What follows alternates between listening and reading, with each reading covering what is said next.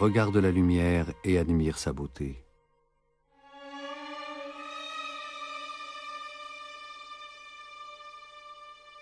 Ce que tu as vu n'est plus, et ce que tu verras n'est pas encore.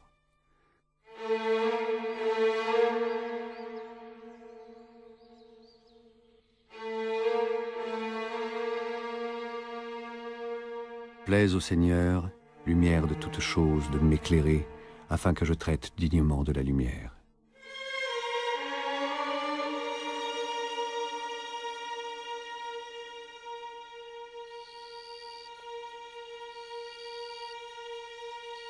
Le 15 avril, un samedi à 3 heures de la nuit, est né Leonardo. Il est le fils naturel d'un jeune notaire, Piero da Vinci, et de Caterina, une domestique. D'après la légende, Léonard aurait dès son enfance révélé ses dons exceptionnels. Au spectacle des métamorphoses de la nature, son intelligence et sa curiosité s'éveillent. Léonard est gaucher. Spontanément, il écrit en miroir et commence ses lignes à droite. Il étonne ses proches par sa précocité et sa soif de comprendre. Certains rapportent aussi qu'il est d'un tempérament capricieux et instable. Le jeune Léonard fait preuve d'une véritable passion pour le dessin.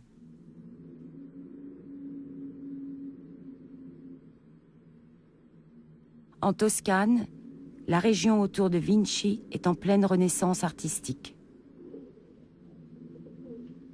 En grandissant, Léonard forme sa sensibilité. Il observe les physionomies, les gestes des mains et ce qu'il appellera les mouvements de l'âme.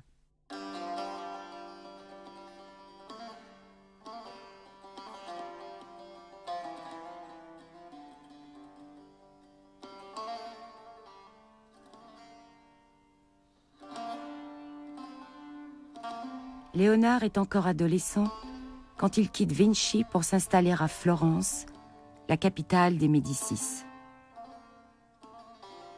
Son père le fait entrer dans l'atelier du très réputé sculpteur, peintre et orfèvre, Andrea del Verrocchio.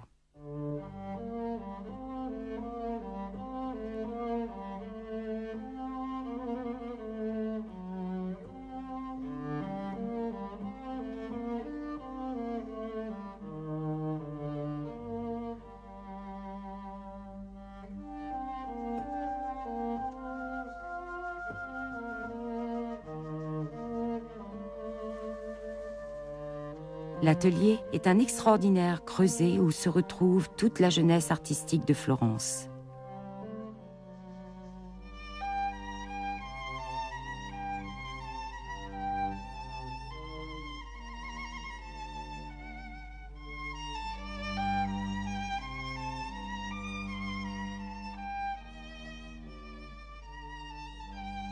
Le mythe créé autour de Léonard lui prête une beauté et une grâce exceptionnelles. Il aurait été le modèle idéal pour son codisciple d'atelier Botticelli et pour son maître Verrocchio.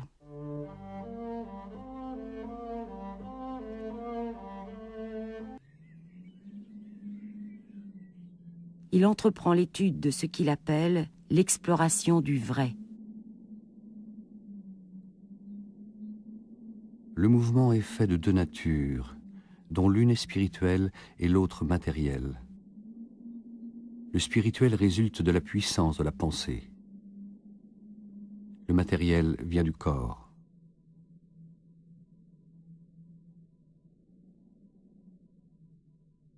Léonard se voit confier la peinture d'un ange dans un tableau de son maître. On raconte que Verrocchio, humilié par le talent de son apprenti, aurait décidé de ne plus jamais toucher un pinceau. Concevoir est l'acte du maître. Exécuter, l'acte du serviteur. Pauvre élève qui ne surpasse pas son maître.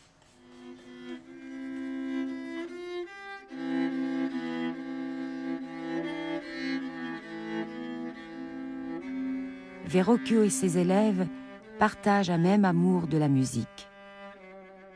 Artistes complets, ils ont la capacité de passer d'une discipline à l'autre.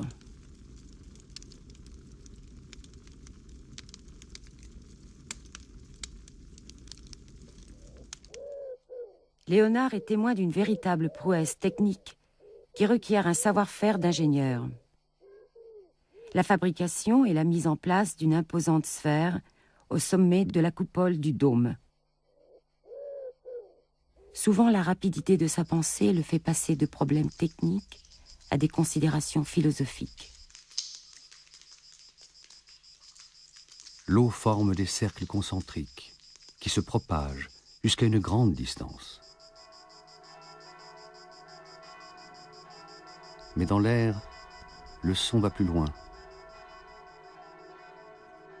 Plus loin encore, à travers le feu, l'esprit plane au-dessus de l'univers. Toutes les âmes descendent de lui.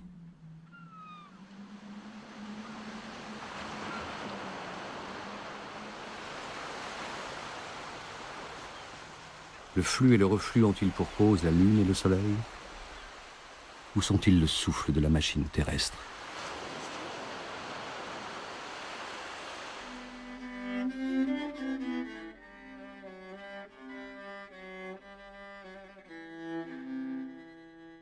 À 20 ans, Léonard est reçu membre de la confrérie des peintres.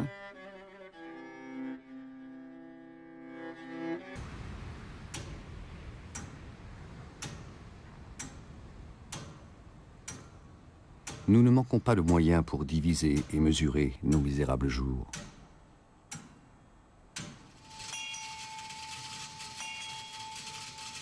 Si tu gaspilles ta vie, tu ne laisseras pas plus de traces sur terre que la fumée dans l'air ou l'écume sur l'eau.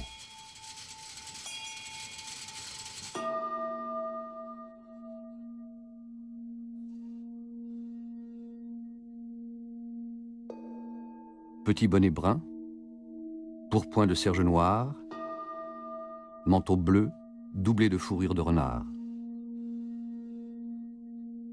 Léonard prend des notes lors de l'exécution de l'assassin de Julien de Médicis.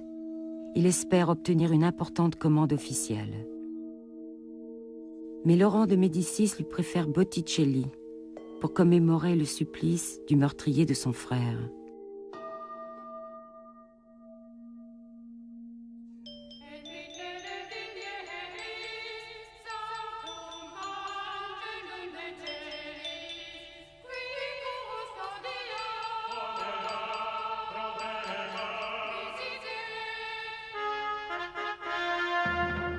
Léonard multiplie les croquis et les esquisses. Grâce aux relations de son père, il a obtenu la commande d'un grand retable sur le thème de l'adoration des mages.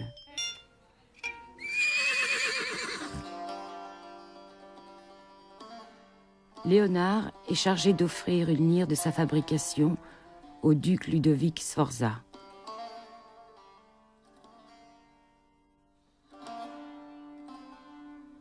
Mais c'est en tant qu'ingénieur militaire qu'il se présente.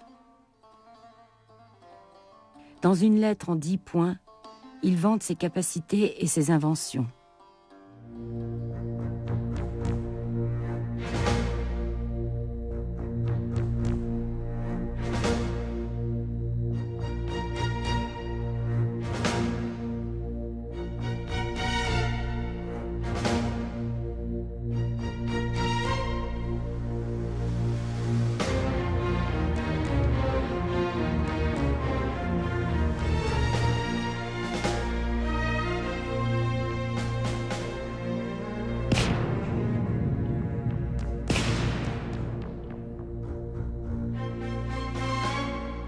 J'ai des modèles de mortiers avec lesquels je peux envoyer de la pierraille comme s'il en pleuvait.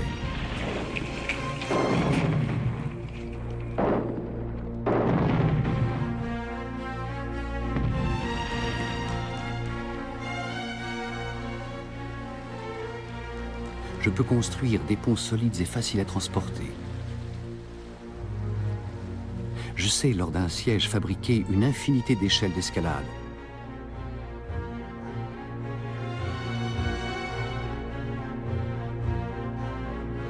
Je Je ferai des chars couverts, sûrs et indestructibles. Des catapultes et autres machines inusitées et d'une merveilleuse efficacité.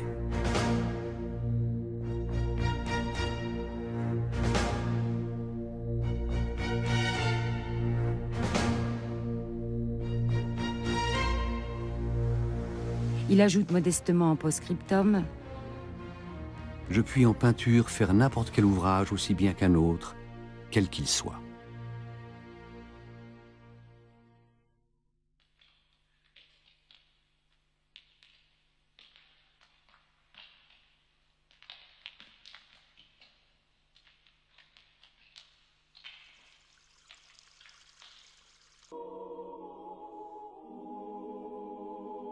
Le souffle de divinité contenu dans l'art du peintre transfigure son esprit en reflet de l'esprit divin.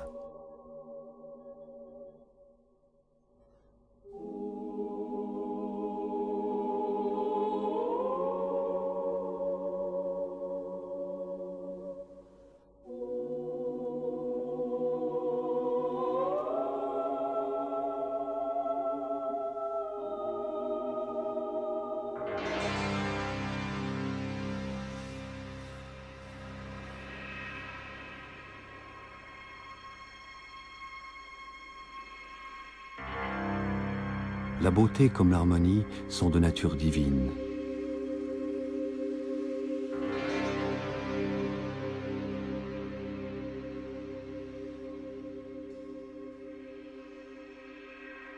La géométrie embrasse toutes les choses de l'univers.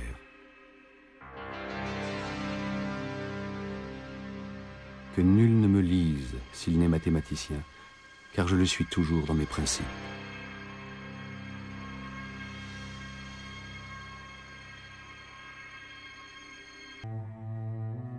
Léonard capte le mouvement de l'âme de cette dame florentine, qui va susciter chez tous ceux qu'elle regarde un questionnement sur la nature humaine.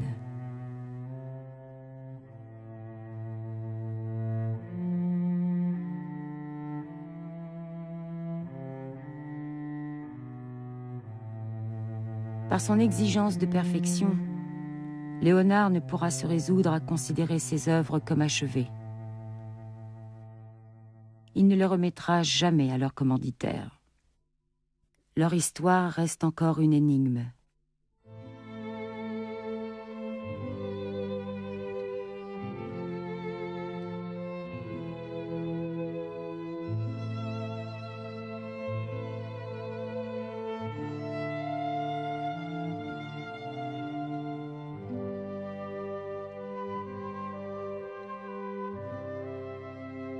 Léonard se passionne pour l'hydraulique.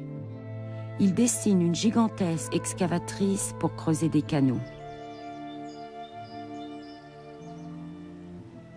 Il pense pouvoir relier Florence à la mer par une voie navigable et isoler sa rivale, la ville de Pise. Il est prêt à déplacer les montagnes. Dans ses cartes à vol d'oiseau, Léonard est aussi un précurseur. Il y exprime sa vision scientifique, esthétique et symbolique du monde. Le corps terrestre a un océan qui croît et décroît toutes les 6 heures avec la respiration de l'univers. La chair de la terre est le sol, ses eaux sont les rochers qui forment les montagnes. L'océan emplit le corps de la terre avec une infinité de veines aqueuses.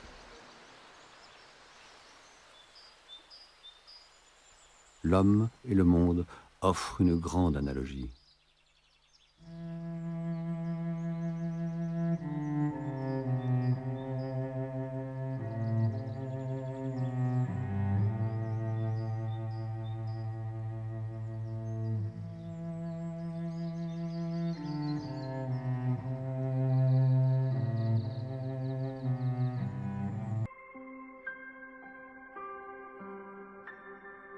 Répondant à l'invitation du roi de France, Léonard se rend à Amboise. le jeune François Ier est un hôte généreux.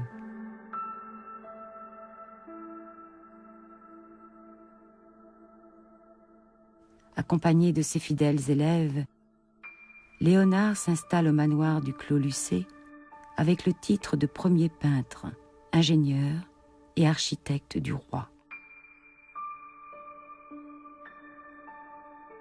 Le roi François, nous dit un témoin, est tombé amoureux des grandes vertus de Léonard. Il prend un grand plaisir à l'entendre converser.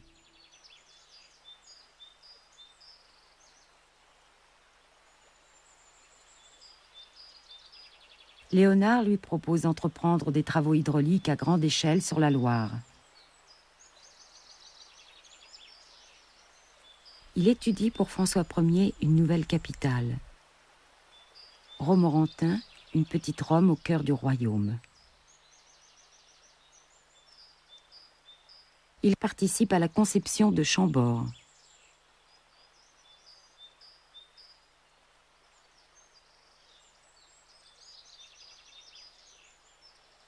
Il reprend ses activités d'organisateur de fêtes et de créateur d'automates, comme il le faisait à la cour de Milan.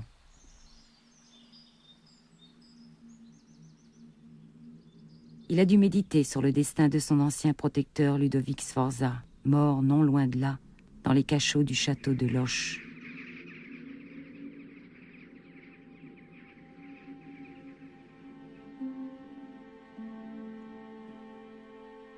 Avec la même rigueur obstinée qui avait guidé toute sa vie, le vieux peintre continue à parfaire les œuvres qu'il a emmenées avec lui à Amboise et que François Ier ne se lasse pas de contempler.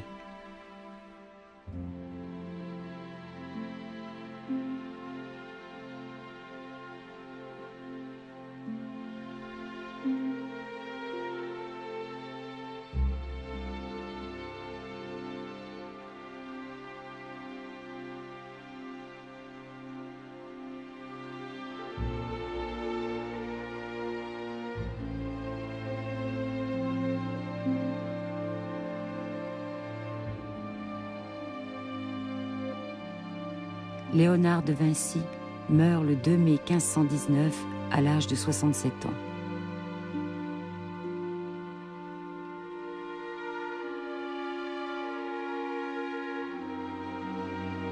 François Ier était-il présent?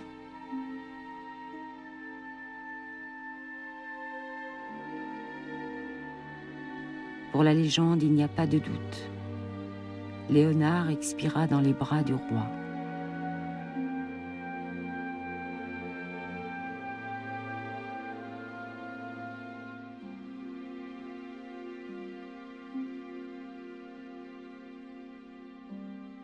Alors que je croyais apprendre à vivre,